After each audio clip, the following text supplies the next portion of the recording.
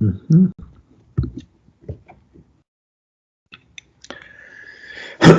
A ver, jóvenes, respectiva captura de pantalla, sonrían, por favor.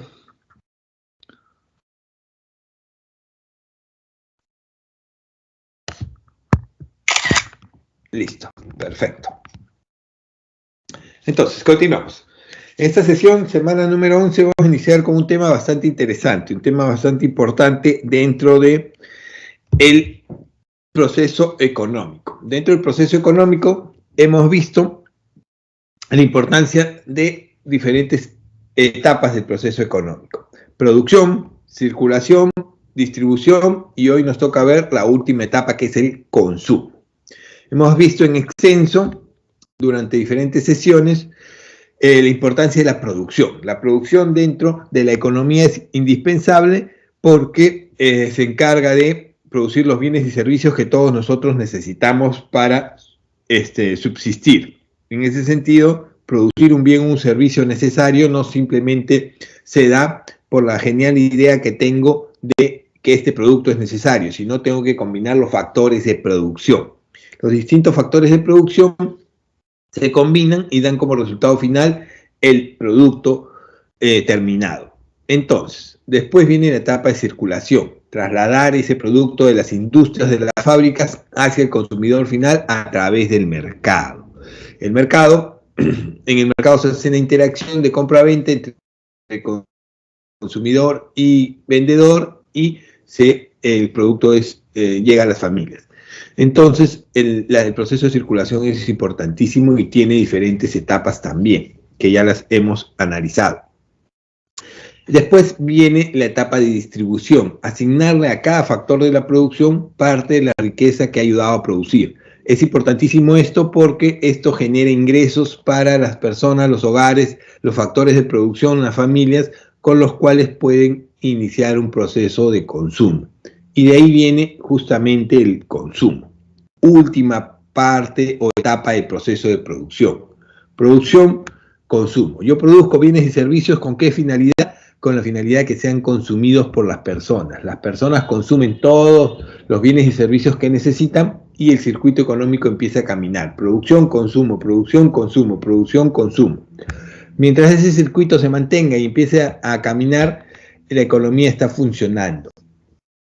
Mientras ese circuito tenga problemas, haya retrasos o haya algún cortocircuito, la economía se desacelera y la economía se empieza a frenar y empezamos a entrar en crisis. ¿Ok? Entonces, la última fase del proceso económico en la cual el bien o servicio adquirido es usado en la satisfacción de las necesidades humanas. ¿Qué es eso? El consumo. El consumo, a su vez, es posible por los procesos de circulación y distribución previamente analizados, y esto estimula la realización de un nuevo proceso productivo. A ver, una vez que yo consumo todos los bienes y servicios producidos, las industrias tienen que volver a producirlos. El consumo estimula el proceso productivo. Ustedes van a la panadería y de pronto se consumieron todos los panes. Ya no hay pan en la panadería, pero ustedes quieren más pan. La panadería tiene que producir más panes porque hay demanda de panes y necesitan consumir más panes y vender más panes. Entonces, el agotamiento de los productos, bienes y servicios estimula que se vuelvan a producir. En ese sentido, el consumo no es otra cosa que el acto de utilizar los ingresos para la compra de bienes de consumo. Dentro del proceso de distribución vimos que a cada factor de la producción se le asigna parte de la riqueza que ha ayudado a producir. A las personas, a las familias, a los hogares se les asigna el factor trabajo, que se les asigna salario, ingresos. En ese sentido, esos ingresos son utilizados para el consumo de diversos bienes y servicios. ¿Ok?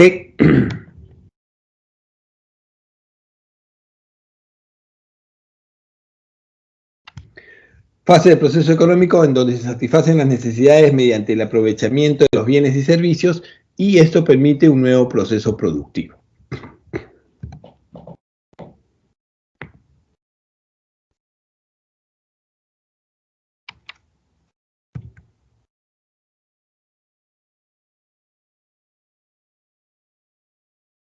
Entonces, ¿cuántas clases de consumo tenemos? Tenemos dos tipos de consumo. El consumo humano directo y el consumo humano indirecto. ¿Cuándo hablamos del consumo humano directo?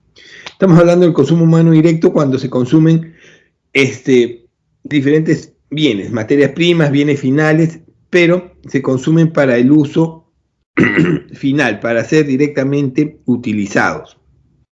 En ese sentido, se destina el consumo humano para su satisfacción inmediata. Todos los bienes que consumimos son destinados para utilizarlos en el momento. De pronto yo me compro un par de zapatos porque quiero renovar mi calzado, y ese calzado lo compro para utilizarlo en el momento, para ponérmelo, para utilizarlo en el diario. Voy a comprar una gaseosa porque me muero de sed, esa gaseosa la compro para consumirla. Voy a comprar un helado, ese helado lo compro para consumirlo, para el consumo inmediato. Ese consumo también se llama indirectamente productivo. ¿Por qué? Porque al agotar los bienes y servicios, yo estoy estimulando a las industrias, a las empresas, para volver a producir. Y el otro consumo humano es el consumo humano indirecto o llamado industrial. ¿Por qué? Porque permite obtener, cuando compramos bienes, materias primas, lo hacemos con la finalidad de transformarlas. ¿Transformarlas para qué? Para generar un nuevo producto final. Entonces, es la proporción de materias primas que tienen como destino el consumo industrial, que van a ser transformadas en bienes y servicios finales para alcanzarse al consumidor final. Y acá hay un punto bastante interesante. Este punto bastante interesante tiene que ver con los diversos niveles de consumo que existen. A ver. Los niveles de consumo que existen, el consumo tiene diferentes factores, ya los hemos visto. El consumo se da por diferentes factores. ¿Qué factores afectan el consumo? Vimos el precio, vimos los ingresos, vimos los gustos y preferencias, etcétera, etcétera. Pero uno de los factores más importantes fuera del precio es el ingreso. Entonces, yo para poder consumir bienes y servicios, obviamente tengo que tener ingresos. Si yo no tengo ingresos, no puedo consumir. Entonces, los niveles de consumo se determinan en función a los ingresos de las personas. Pero en economía hemos dicho en anteriores oportunidades que no se determina el ingreso en función a las personas de manera individual, sino en función a unidades representativas de la economía, en este caso las familias, en función a las familias. Y la unidad representativa de la economía son las familias de aproximadamente 4 personas, papá, mamá y 2 hijos. En ese sentido, los niveles de consumo familiares están divididos en este ranking. El nivel de consumo de miseria y pobreza, miseria o extrema pobreza, pobreza en sí, holgura y el nivel de consumo de riqueza. Cada uno de estos niveles está determinado por el nivel de ingresos de las unidades familiares. Entonces, el primero, ¿cuál es el nivel de consumo establecido por miseria o extrema pobreza? Llamamos miseria y extrema pobreza aquella situación en la que se encuentran aquellas familias o hogares que tienen ingresos menores a 191 soles semanales, vale decir 764 soles mensuales. Y con ello solo satisfacen sus necesidades primarias de manera insuficiente o que cubren requerimientos de la canasta familiar básica de manera insuficiente. En ese sentido, se considera en pobreza extrema un hogar con como mínimo 4 integrantes con ingresos menores a 764 soles. A ver, en miseria, extrema pobreza están todos aquellos hogares que ganan menos de 764 soles. Ganan hasta 764 soles porque con ello no cubren ni siquiera la totalidad de la canasta familiar básica. Vimos en clases anteriores que existe el sueldo mínimo legal y el sueldo mínimo vital. ¿Cuál es el sueldo mínimo vital? Lo mínimo que necesitaba una persona para cubrir sus necesidades básicas, su canasta familiar, que era 1.640 soles. Bueno, con 764 soles no cubres ni la mitad de ese monto. Entonces, estás satisfaciendo con las justas tus necesidades primarias más elementales. ¿Cuáles serían? Alimentación, salud y por ahí vivienda. ¿Ok? Como dato interesante, tenemos que en 2015 el 5% de la población total en el Perú vivía en condición de miseria o extrema pobreza. Lamentablemente, esto es una cifra bastante elevada para un país como el Perú, que ha venido teniendo 20, 25 años de crecimiento económico sostenido.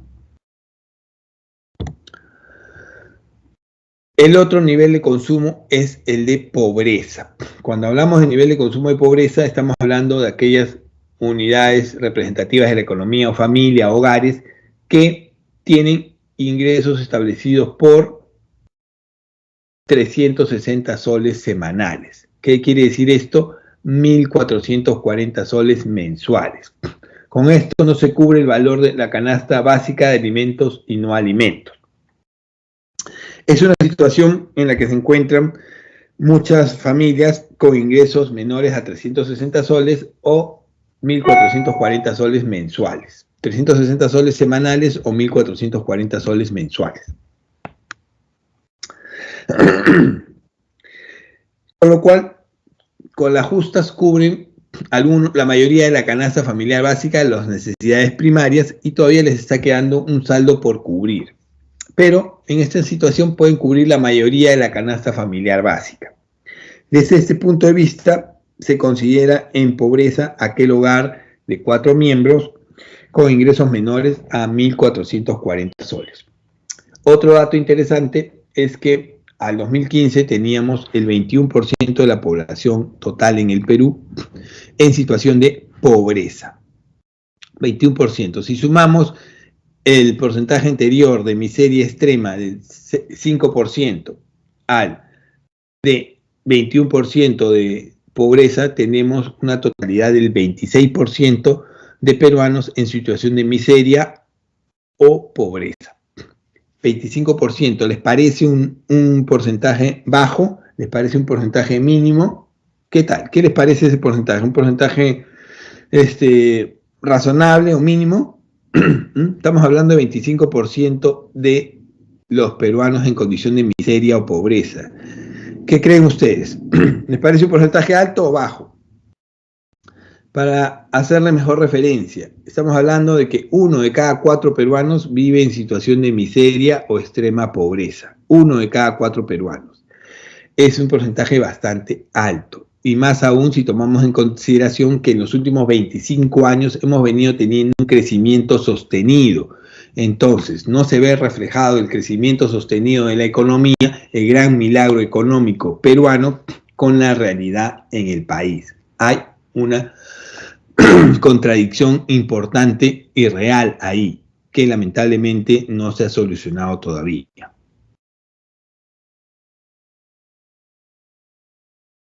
Sí, el dato que les estoy dando es al 2015, justamente a eso voy.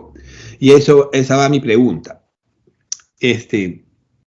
¿Creen ustedes que al 2021, el dato que les estoy lanzando es al 2015, que me da pie a la siguiente pregunta?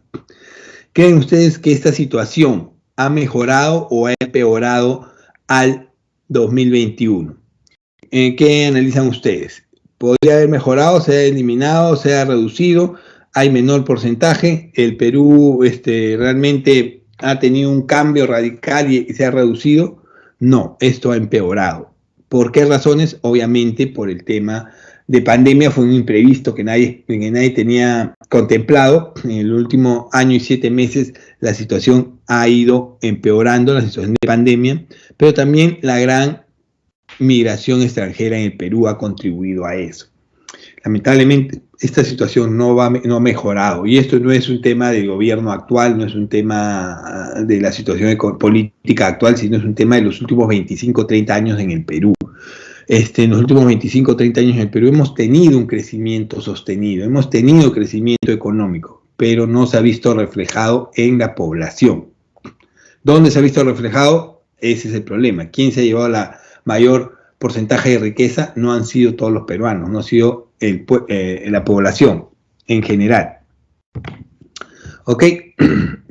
Entonces, el siguiente nivel de consumo es el nivel de holgura. Cuando estamos hablando de nivel económico de holgura, estamos hablando de aquella situación en la que se encuentran aquellos hogares que tienen solvencia económica como para cubrir tranquilamente sus necesidades primarias, sus necesidades secundarias y por ahí algunas terciarias. Entonces, en una situación económica de holgura, yo cubro tranquilamente mis necesidades primarias básicas, no tengo problemas con eso, gano más de 1.640 soles mensuales, también cubro mis necesidades secundarias, mejorar mi calidad de vida, y por ahí agarro algunas terciarias.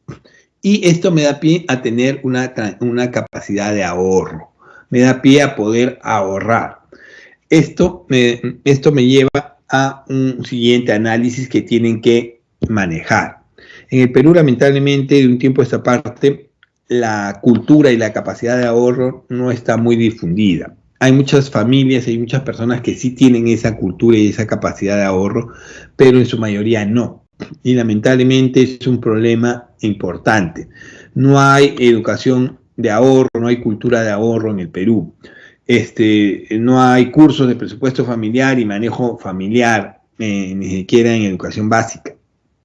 Entonces, eso genera que no haya capacidad de ahorro en muchas situaciones. Y lo podemos ver reflejado, por ejemplo, en la última pandemia, en el último tiempo, cuando, por ejemplo, el gobierno sacaba los famosos bonos o se permitía el retiro de las AFPs o los bonos, donde se concentraban más las personas en hacer sus compras. De pronto se liberaban los bonos, se liberaban las AFPs y las personas hacían colas interminables, no en los mercados, sino en los centros comerciales. ¿Y en los centros comerciales para qué? Para comprar televisores, 40, 50 pulgadas. ¿Es justificable comprar un televisor de 40, 50 pulgadas cuando estás en una situación de pandemia, de aislamiento? No hay un sentido del gasto adecuado en ese sentido. Lamentablemente nos podemos dar cuenta claramente que no hay una capacidad y una cultura de ahorro. En vez de provisionar, en vez de ahorrar, en vez de gastar en lo indispensable, porque no sabes qué va a venir más adelante, te pones a gastar en cosas que realmente no tienen sentido, no guardan relación o no son indispensables. El siguiente nivel económico, el siguiente nivel de consumo en función a los ingresos es el de riqueza.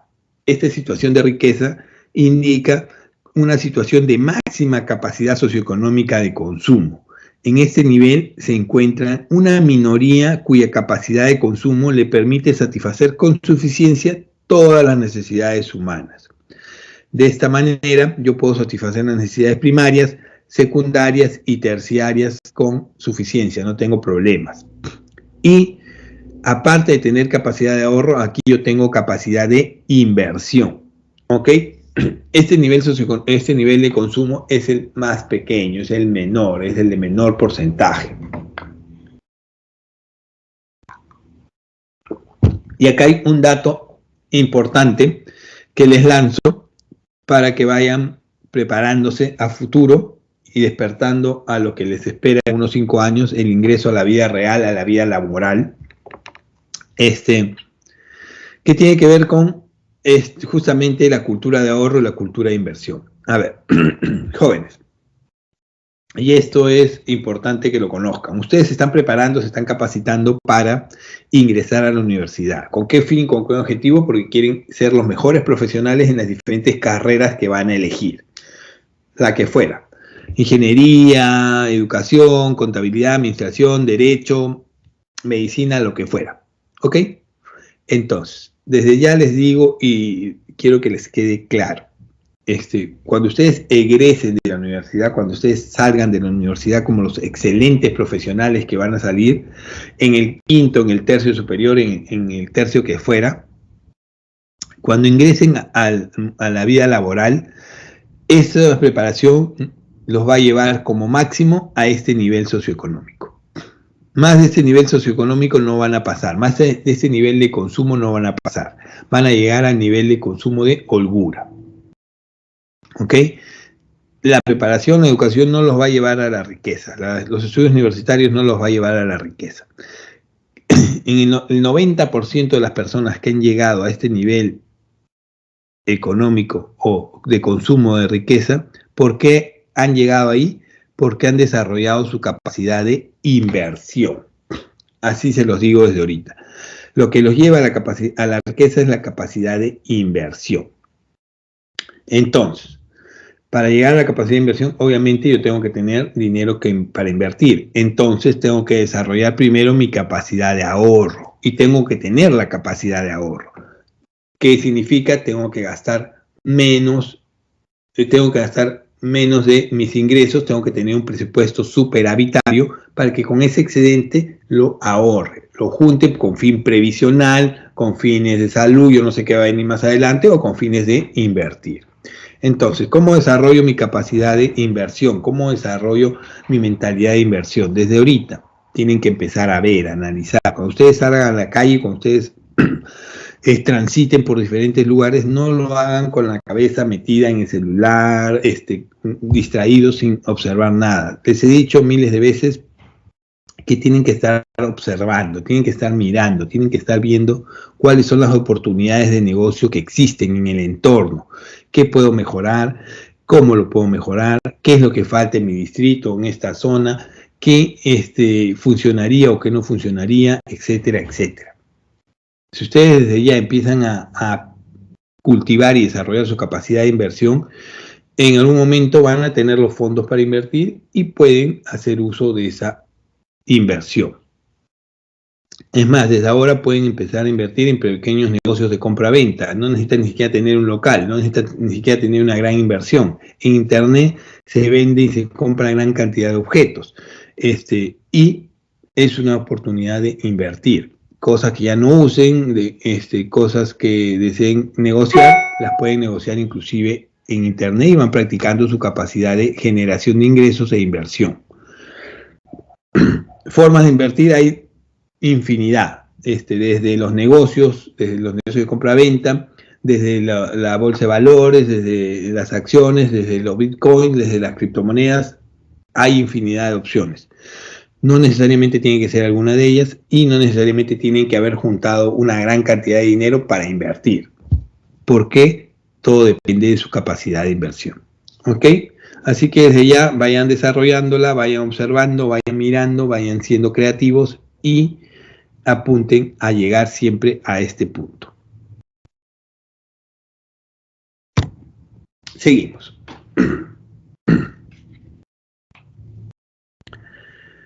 Estos niveles de consumo que hemos establecido, miseria, pobreza, holgura y riqueza, en el Perú se estudian y se analizan para niveles estadísticos en 5 niveles en función al ingreso monetario. Y esto se da en función a la organización que se da en los hogares, según diferentes encuestas que analizan el nivel socioeconómico. Ipsos, por ejemplo, es una de ellas. ¿Qué dice? Para mayor análisis, establece 5 niveles socioeconómicos. ¿Cuáles son esos 5 niveles socioeconómicos? Son en función al sueldo, al ingreso familiar. Entonces, el nivel socioeconómico más bajo nos dice que las familias o las unidades representativas de la economía, o los hogares de 4 personas, que tengan ingresos hasta 1.300 soles, están en el nivel socioeconómico E. En el nivel socioeconómico E están las personas que con las justas pueden cubrir su canasta familiar básica o sus necesidades primarias. En ese sentido, generalmente los que menos ganan, gastan un mayor porcentaje de sus ingresos. Los que ganan hasta como máximo 1.300 soles gastan en promedio 87% de sus ingresos, si no es todo. ¿Qué quiere decir eso? Que no tienen capacidad de ahorro, no les está sobrando para poder ahorrar. Otro, el nivel socioeconómico D. En este nivel socioeconómico D están las personas que tienen ingresos, las familias, hogares que tienen ingresos hasta por 2.480 soles. 2.480 soles, con esto ya puedo cubrir mis necesidades primarias y secundarias y tengo mayor capacidad de ahorro. En este sentido, puedo gastarme solamente el 80% de mi sueldo y la diferencia la puedo ahorrar. Igual en el nivel socioeconómico E, que es 3.960, ya tengo mayor capacidad de ahorro, gasto solo el 75% de mis ingresos. En estos dos podría estar considerado el nivel de holgura. Y en estos dos siguientes ya tenemos niveles de ingreso mucho mayores, 7.020 soles mensuales de ingreso como hogar, hace que yo gaste solo el 68% de mis ingresos y tengo mayor capacidad de ahorro. Y el nivel socioeconómico más alto son todos aquellos que ganan más de 2.660 soles. Más de 2.660 soles, obviamente cubro todas mis necesidades primarias, secundarias y terciarias, y manejándolo correctamente puedo llegar a manejar un gasto mensual de solo el 62% de mis ingresos. Entonces, yo tengo casi el 40% de mis ingresos para ahorrarlo y ver y analizar qué puedo hacer con ese dinero a futuro. Invertir, generar más ingresos, tenerlo de modo previsional, etcétera, etcétera, etcétera.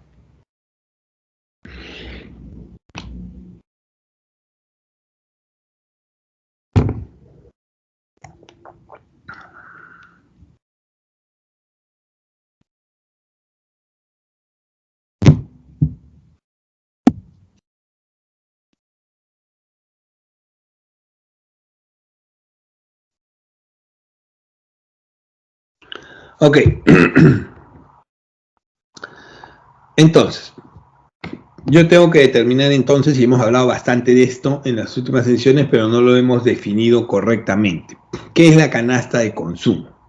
¿Qué viene a ser la canasta de consumo? Hemos hablado que los hogares que cubren la canasta de consumo es que la canasta de consumo más o menos equivale a tanto, etcétera, etcétera, etcétera. Pero ¿qué es la canasta de consumo?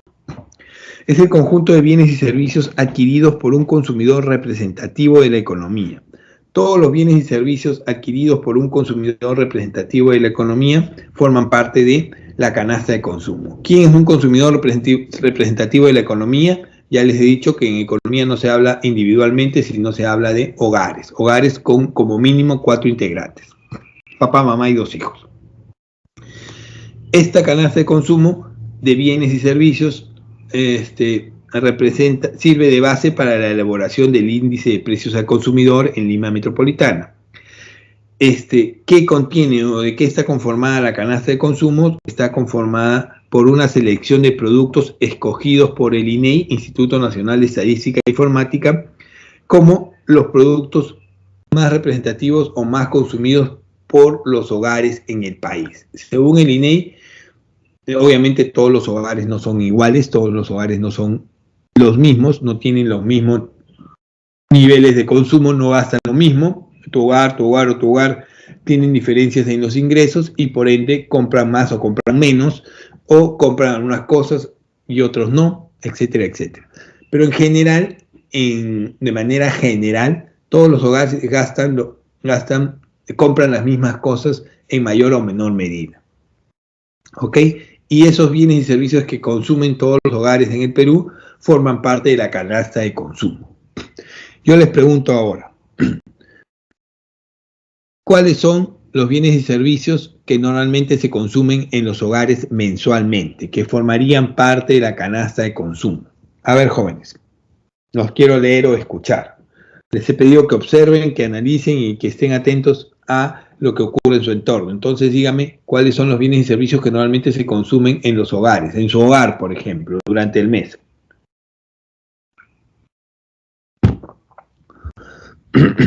Bienes y servicios en general. Arroz, huevo, aceites formarían parte del grupo de alimentos. No me digan de manera individual, sino alimentos en general. Obviamente dentro de los alimentos están los alimentos indispensables de primera necesidad. Alimentos de primera necesidad. Ok.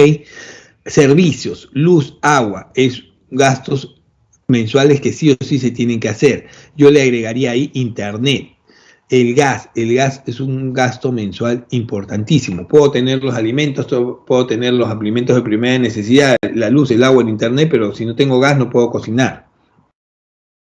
Muy bien, solo eso, alimentos de primera necesidad, servicios, internet y gas, pasajes para el transporte, definitivamente. Si me tengo que ir a trabajar, tengo que tener un fondo destinado a mis pasajes. Alquiler, exactamente. No todos los hogares son los mismos, les he dicho. Algunos tienen viven en casa propia, pero algunos viven en casa alquilada. Y la casa alquilada tiene que pagarse mensualmente un alquiler, un arriendo. Perfecto.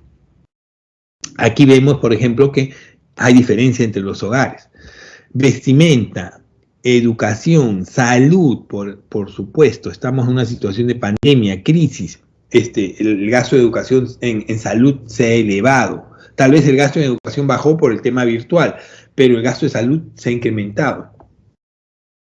Hipotecas, pagos al banco, créditos, exactamente, muy bien. Algunas familias pueden tener, otras no, pero son parte de los gastos que en promedio hay en los hogares. Algunas pueden tener menos pagos al banco, otras pueden tener mayores. No todas las familias son iguales, nuevamente se les dice. Ok, muy bien.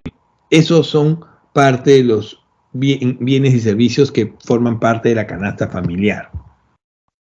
Generalmente alimentos y bebidas no alcohólicas, prendas de vestir y calzado, alojamiento, alquileres, servicios, agua, electricidad, gas y otros combustibles, muebles y artículos para el hogar y la conservación del hogar, salud, importantísimo, transporte, comunicaciones, internet, recreación y cultura, educación, restaurantes y hoteles y bienes y servicios diversos. También están, porque es lo que consumen algunos hogares, no todos consumen lo mismo, ya les dije, el tema de bebidas alcohólicas y tabaco.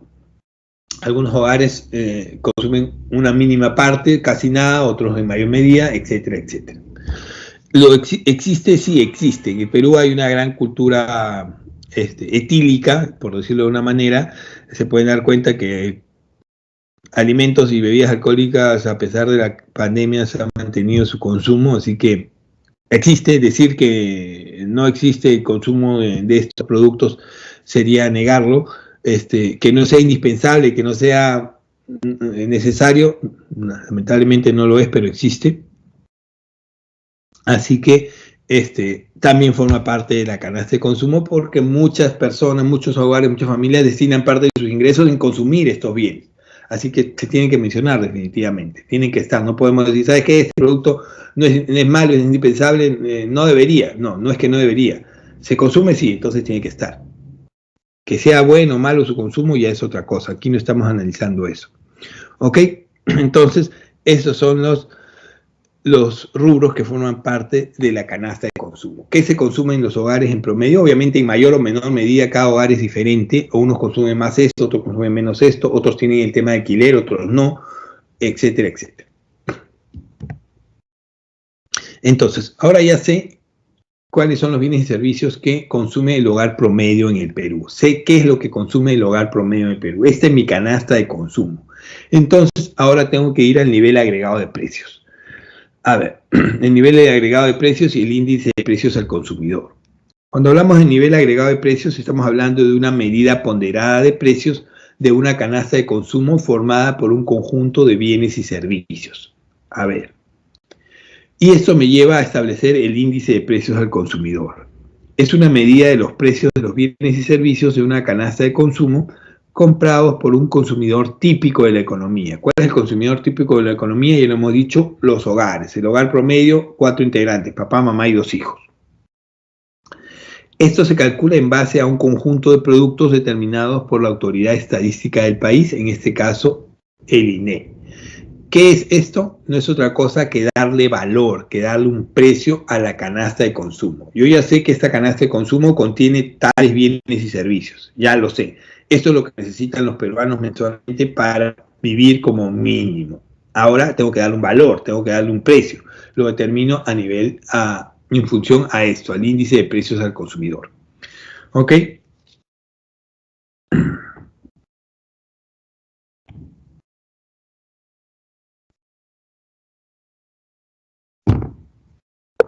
acá hay un punto importante que debemos analizar: consumo, ahorro, inversión. Tenemos en este punto que analizar antes el tema y la relación entre consumo y población.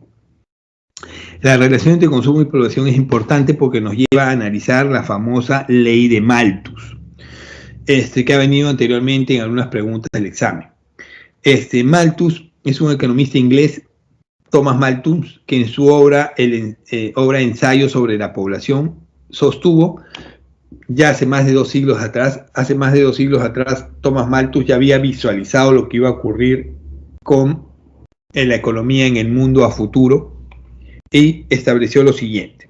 Malthus estableció que mientras la población iba a crecer en una progresión geométrica, la población va a crecer en una progresión geométrica, decía Malthus, los medios de subsistencia, los bienes, los medios de subsistencia, los recursos lo iban a hacer en una manera aritmética. Las personas iban a crecer en una progresión geométrica, los medios de subsistencia y recursos iban a crecer en una progresión aritmética.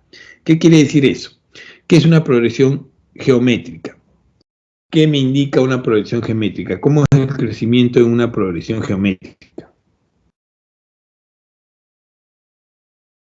A ver, jóvenes. ¿Ninguno?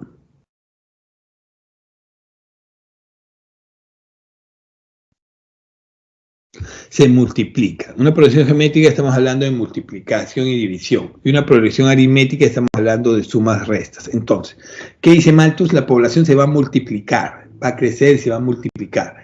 Y los recursos, los bienes de subsistencia simplemente se van a sumar o restar. Entonces, en ese sentido, ¿qué va a crecer más rápido? La población. En el mundo nos vamos a multiplicar, vamos a crecer mucho más rápido que los recursos. Entonces, para Malthus, según la ley de Malthus, la consecuencia de todo esto iba a ser miseria, hambre y desnutrición y desocupación en el mundo. ¿Ha tenido razón? ¿Ha dado el clavo? ¿Visualizó correctamente hace más de 200 años este problema? Sí, en gran medida sí. En ese sentido, Malthus determinaba lo siguiente: el problema de la miseria, el hambre y la desnutrición en el mundo, la pobreza, tenía que ver con un tema demográfico. ¿Qué dice Malthus? El motivo por el cual hay miseria, pobreza, hambre y desnutrición en el mundo es un tema demográfico. Nos hemos multiplicado, somos muchos y los recursos se han reducido. ¿Tendrá razón Malthus en eso? ¿Será realmente el motivo del hambre, la miseria y la pobreza en el mundo un tema demográfico? ¿Qué creen ustedes? A ver, jóvenes, ¿no tiene razón o no es realmente el motivo? A ver, los leo, los escucho.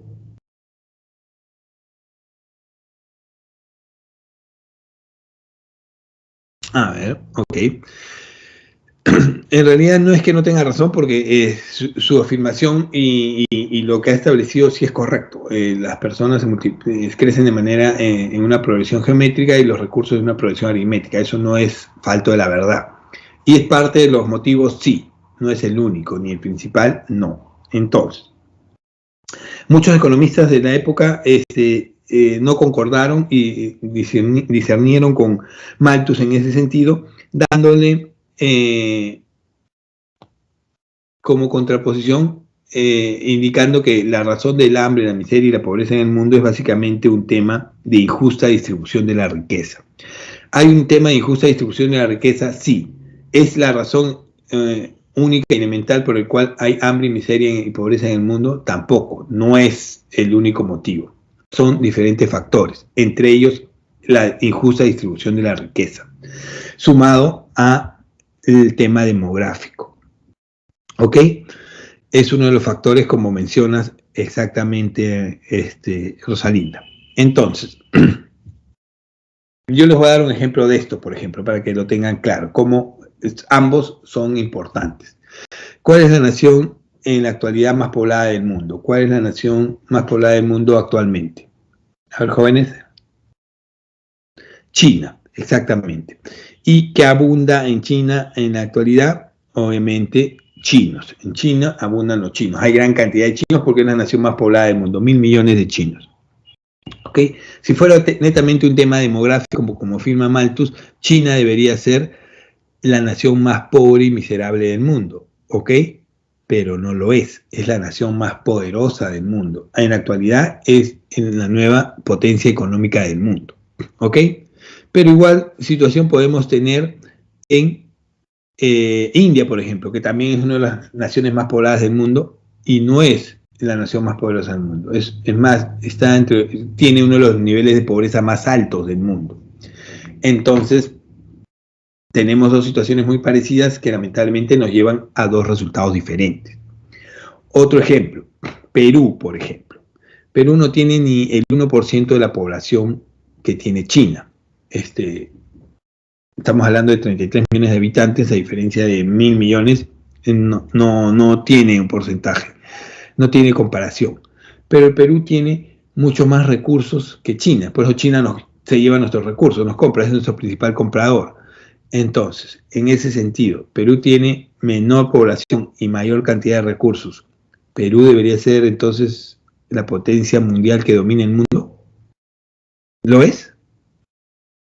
¿Qué ha pasado aquí? ¿Tengo más recursos, tengo menos gente? No lo soy. ¿Tengo más gente, tengo menos recursos, soy la potencia? ¿Qué ha pasado aquí?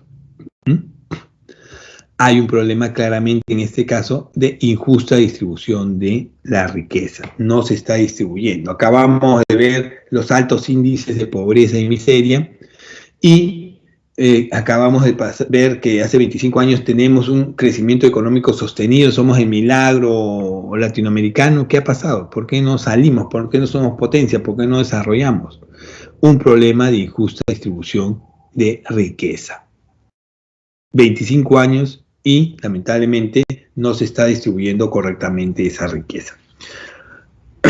Temas para analizar, temas para observar, temas para discutir. ¿Ok? Continuamos. El otro punto es el que ya hemos hablado rápidamente, el tema de consumo, ahorro, inversión, donde las unidades económicas, familias o empresas reservan parte de sus ingresos o ganancias y de esa manera obtienen el ahorro. Desarrollar la cultura de ahorro es importantísima. Empiecen a desarrollarla jóvenes. Esto nos va a permitir mejorar la capacidad de consumo e inversión. Obviamente, si yo quiero invertir en el futuro, tengo que tener dinero para invertir. ¿Dónde lo voy a conseguir? De lo que he ido ahorrando. Y mientras encuentro la inversión ideal, empiezo a observar, a desarrollar mi capacidad de inversión, para que cuando yo tenga los fondos necesarios, sepa en qué opciones puedo invertir. ¿Ok? Ahorro, guardar dinero para prevenir futuros gastos. Inversión, poner el dinero ahorrado en productos para obtener rentabilidad y aumentar su valor. Y esto nos lleva a la función consumo. Cuando hablamos de la función consumo, estamos hablando de la relación que existe entre el nivel de gasto de consumo y el nivel de ingreso disponible. Cuando hablamos de ingreso disponible, estamos hablando de el ingreso que yo puedo disponer. Entonces, mi ingreso es diferente al ingreso disponible. ¿Por qué? Porque el ingreso disponible es el ingreso con el cual yo puedo disponer una vez que yo le he retirado o he pagado o se han descontado los impuestos. A ver, yo puedo ganar 5.000 soles mensualmente. Mi salario nominal es 5.000 soles. Pero ese no es mi ingreso disponible, porque esos 5.000 soles yo le tengo que descontar el tema de impuestos. Y como se van a dar cuenta cuando ingresen al mundo real, o sea, cuando ingresen a trabajar, es que cuando más ganas en el Perú, papá gobierno más te quita. O sea que si ganas más, más te mocha. O sea que por 5.000 soles en promedio te están descontando casi 1.000 soles. Tu sueldo normal debe ser 4.000 soles, perdón. ¿Ok? 4.100 por ahí. Pero tu ingreso disponible es 4.100 soles. Entonces, la función consumo está en función a eso, al ingreso disponible. Tu ingreso menos impuestos. Y te dice, C es igual a F por ID. La función te dice, consumo es igual a la relación funcional que depende del ingreso disponible por ingreso disponible. F por ID. Esto me va a dar como resultado lo siguiente. Me va a determinar que cuando más ingreso tengan las personas, cuando más ingreso disponible tengan las personas, yo voy a tener mayor capacidad de consumo. A diferencia de que si yo tengo un menor ingreso disponible, mi capacidad de consumo se va a reducir.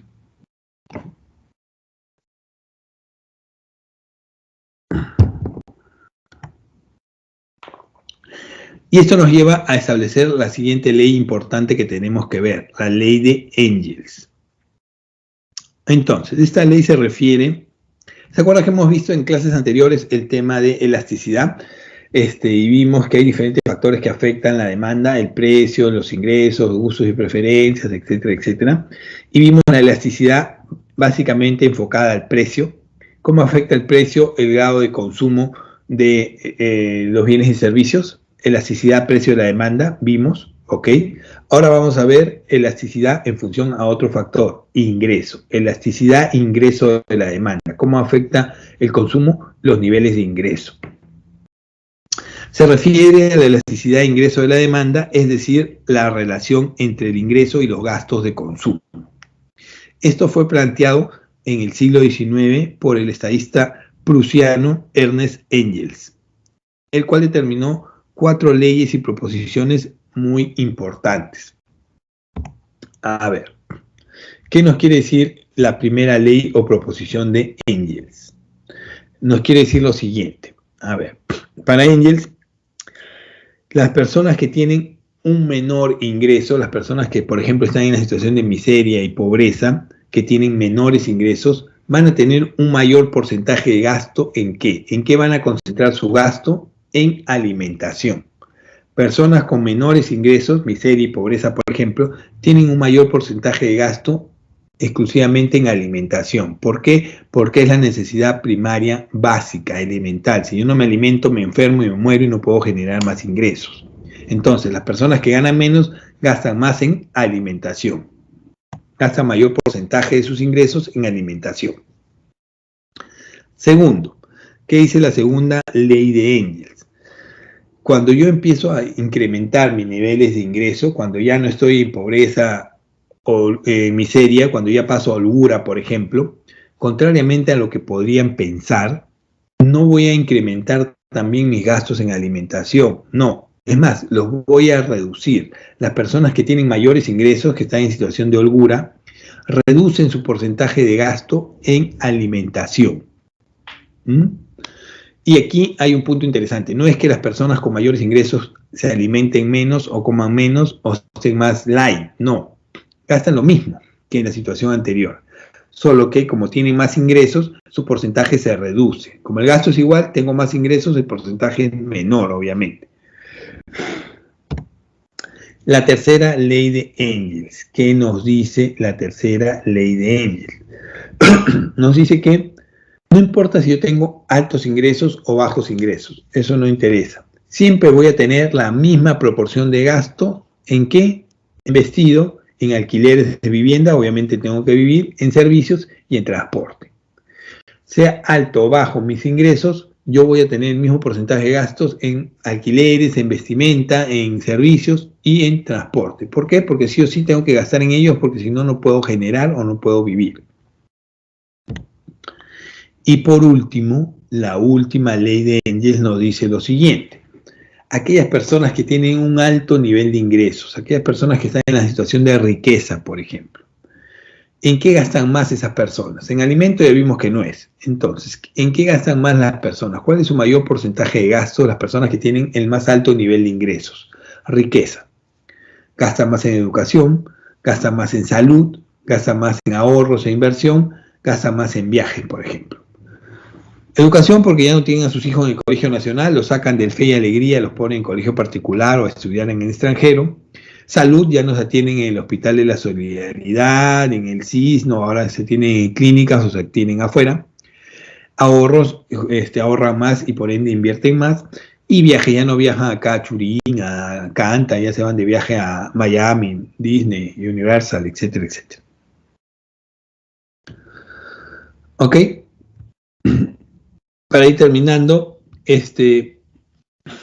y hemos visto la importancia que tiene el consumidor, es tan importante como el productor, consumidor y consumo, tiene gran cantidad de, tiene un nivel de importancia bastante alto y por ende el Estado debe proteger al consumidor. ¿Cómo lo protege? A través de los siguientes organismos reguladores: OCINERMIN, OCITRAN, OCIPTEL, SUNAS e INDECOPI.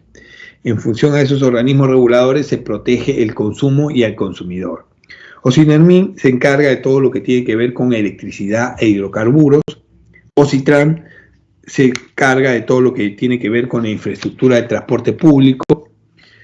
OCIPTEL, todo lo que tiene que ver con comunicaciones, telecomunicaciones, celulares e internet. SUNAS, todo lo que tiene que ver con saneamiento, agua, desagüe. Y INDECOPI, todo lo que tiene que ver con la ciudadanía y el empresariado y el Estado. ¿Ok? Hasta aquí la sesión de hoy, jóvenes. Gracias por la atención prestada. Les dejo las claves para la resolución. Muchísimas gracias. Nos estamos viendo la siguiente semana. Gracias.